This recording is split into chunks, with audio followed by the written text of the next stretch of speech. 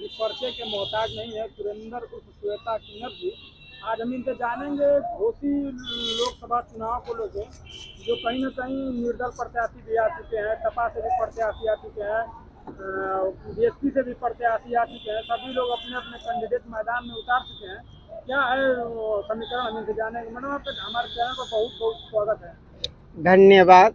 सबसे पहले इस पवित्र धरती से धरती पुत्र स्वर्गीय मुलायम सिंह को मैं कोट कोट नमन और प्रणाम करती हूँ, और समाजवादी पार्टी के मुखिया माननीय राष्ट्रीय अध्यक्ष अखिलेश जी और उनके पार्टी के पदाधिकारी और कार्यकर्ता और महिला मंच और किन्नर सभा बोर्ड की तरफ से मैं घोसी लोकसभा की जनता के तरफ से पूरे हिंदुस्तान की जनता को वोट के लिए आपके चैनल से अपील करती हूँ, और पूरे हिंदुस्तान की जनता और मीडिया को धन्यवाद देती हूँ। मैं समाजवादी पार्टी का किन्नर सभा का प्रदेश उपाध्यक्ष हूँ। क्या रहेगा समीकरण आप लोगों का?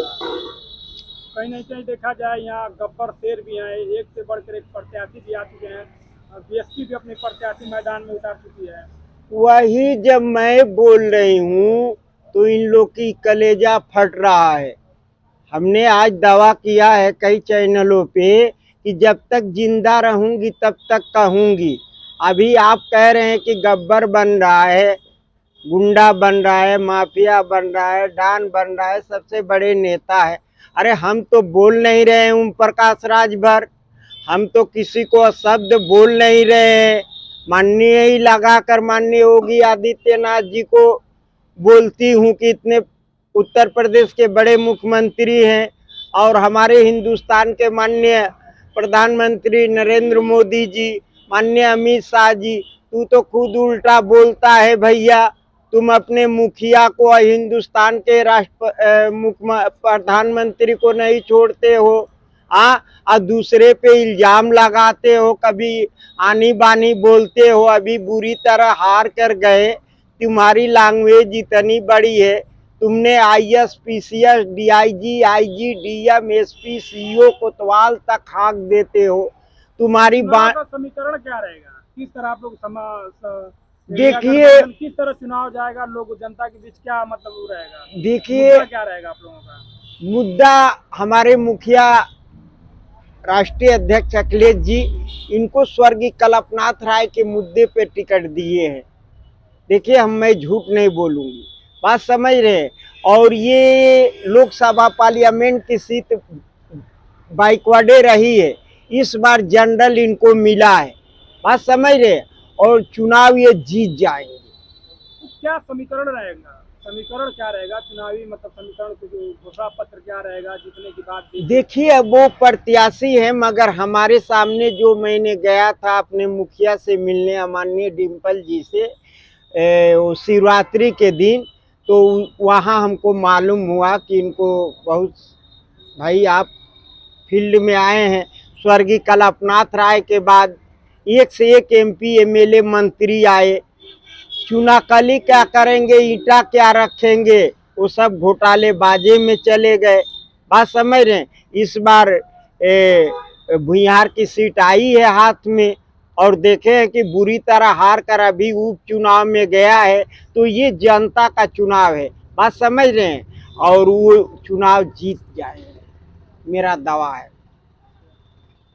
क्या मतलब जीतने की बात? शिक्षा देखा जाए, और शिक्षा, पानी, बिजली, गैस सिलेंडर का दाम इतना ज़्यादा बढ़ते हुए जा रहा है, और कहीं ना कहीं एक निरहुआ जी का बयान है कि आप लोग बच्चा पैदा मत करिए, कहाँ तो महंगाई नहीं बढ़ेगी। ये माननीय योगी जी और माननीय मुख्यमंत्री जी के पुत्र नहीं है। इसी तरह आप लोग बच्चा मत पैदा करिए तो महंगाई नहीं होगी। अब क्या कहें, निरहुआ का यही हम कह देते हैं तो इन लोग की तकलीफ आती होती है। अब बताइए हम क्या निरहुआ को कहें, जब ओम प्रकाश राजभर नचनिया पदनिया उसको कह रहा है, हेमा मालिनी को गब्बर बन रहा है, अपने 12 बजे दिन में कटिया कर रहा है, 20,000 का जूता पहन लिया है, 25,000 का जैकेट पहन लिया है, 5,000 का कुर्ता पैंट पहन लिया है। जब है तो कुर्ता पैजामा नहीं देखा जाता, किसान है तो नहीं, किसान क्या, हिंदुस्तान में कोई भी किसान हो, आप भी किसाने से आते होंगे, रूप रंग से हम लोग को मालूम है। जब ऑल इंडिया, क्या दोपहर में कटिया होता है? क्या 20,000 का जूता पहनकर कहीं तो हम तो नहीं देखे हैं। शायद आप चौथा स्तंभ है भाई। आप हिंदुस्तान लेवल में आपका नेटवर्क है, जबकि हिंदुस्तान लेवल में हम लोग भी जाते हैं। हमने तो ऐसे लिबास नहीं देखा कटिया का। ये क्या है? भरमाना है जनता को। जनता को क्या सिखाना है? अब मुद्दा क्या लाना है? जब स्वर्गीय कल्पनाथ राय के बारे में आपको बता रही हूँ कि वो विकास पुरुष थे, अभी उपचुनाव में ओम प्रकाश राजभर बुरी तरह अपनी लैंग्वेज से हार के गया। और जब मैं सच्चाई रखती हूँ तो इन लोग की क्या क्या धमकियां आ रही है। तो क्या हम मरेंगे भी तो देश के लिए मरेंगे। बेमौत तो मारे नहीं जाएंगे। मगर सच्चाई तो है, सच्चाई तो वो है कि हिंदुस्तान की जनता को ये लोग शर्मसार कर दिए। 1947 के बाद क्या मुख्यमंत्री जेल जाता है? क्या IS PCS जेल जाता है? जब घोटाला करेंगे तो जेल जाएंगे ना। क्या IG DIG जेल जाता है? जेल जाने का कारण, जब आप घोटाला करेंगे तो जेल जाएंगे। तो बताइए, ये दुर्भाग्य है हमारे भारत की जनता को। क्या जनता और बाप माई यही पढ़ाता है IS और PCS? जो ओम प्रकाश कटिया कर रहा है, ऐसे ही किसान के बच्चे ना IS PCS होंगे। जब वैसे लोग जेल चले जा रहे हैं तो ये भारत स्वतंत्र देश क्या कह रहा है? MP MLA मंत्री तक जेल चला जा रहा है, एक मुख्यमंत्री जेल चला जा रहा है। ये दुर्भाग्य है हिंदुस्तान की जनता को। अगर संविधान में डॉक्टर भीमराव अंबेडकर जी, हमें भी मालूम है कि वो 7 आश्चर्य विद्वानों में एक आश्चर्य विद्वान थे। संविधान लिखने के बाद अनेक पुस्तकें लिखी और विश्व तक गया। अगर डॉक्टर भीमराव अंबेडकर वहीं चूक गए, अगर जानते हैं कि राज्य और केंद्र की सरकार MP MLA से बनती है तो उसको फाउंडेशन लगाए होते, इतना डिग्री किए होते जैसे IS PCS करते हैं, तो आज ये फाउंडेशन लगा होता तो ये नचनिया पदनिया गब्बर सिंह नहीं न बनता।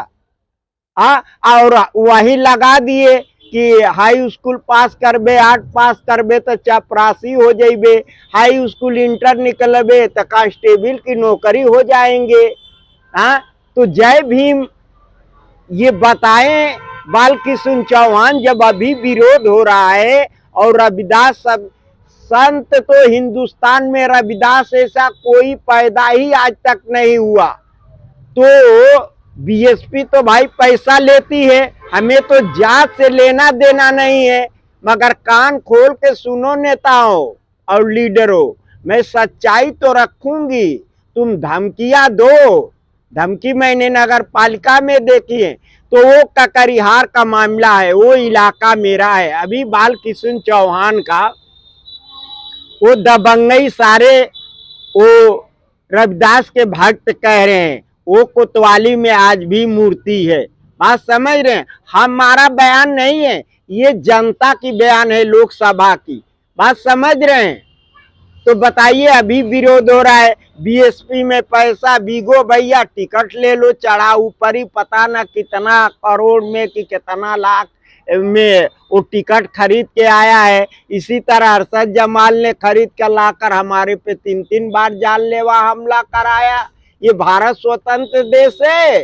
पूछती हूँ नेताओं से, जब तुम्हें इतनी तकलीफ है तो 2001 में मैंने MLA का चुनाव निर्दल लड़ी थी, 2004 में प्रधानमंत्री के खिलाफ चुनाव लड़ी थी, 2023 में लड़ी थी। क्या तेरी वाणी में ये जान नहीं है कि तुम आवाज उठा दो कि भारत स्वतंत्र देश में ऐसे क्यों हमला हुआ? ये माननीय योगी आदित्यनाथ की सरकार है ना। माननीय योगी आदित्यनाथ मऊ के बारे में खास तौर से जाते हैं। वो मेरी रजिस्ट्री वो ये सूचना के तहत कहाँ चला जाता है? भारत स्वतंत्र देश है, क्या मेरा अधिकार नहीं है? हम आप बोले तो सब कुछ है, वो तो क्या क्या नहीं कहा। जिस पत्तल में खाया उसी पत्तल, जिनके पिताजी 4 बार पूर्व बहुमत से मुख्यमंत्री रहे हैं और उनके बेटे रहे हैं, तो तुम अंडा बेचवाओगे। तुम्हारा पिता ओम प्रकाश राजभर कहेगा कि मैं भोले का भक्त हूँ, शराब दूंगा तो पीलिया हो जाएगी। एक ट्रांसजेंडर है किन्नर, वो कह रहा है कि मैं शराब दूंगा तो मुख्यमंत्री नहीं बन पाएंगे। ये बताइए, ये कोई लैंग्वेज है? हाँ, जो 2 लाख 2.5 लाख 3 लाख महीना पा रहा है एक मंत्री बनकर, क्या चौक चौराहे पर ताली बजाता है? क्या गरीबों से रिश्वत लेता है? क्या अपने सरकार में 4 लेन इंतजाम करता है? क्या अधिकारियों को सरापेगा कि अगले जन्म में ऐसे ही होगे? क्या अपने सर है? हमारे साथ बातचीत करने के लिए आपको बहुत बहुत धन्यवाद। जय हिंद, जय भारत, जय समाजवादी।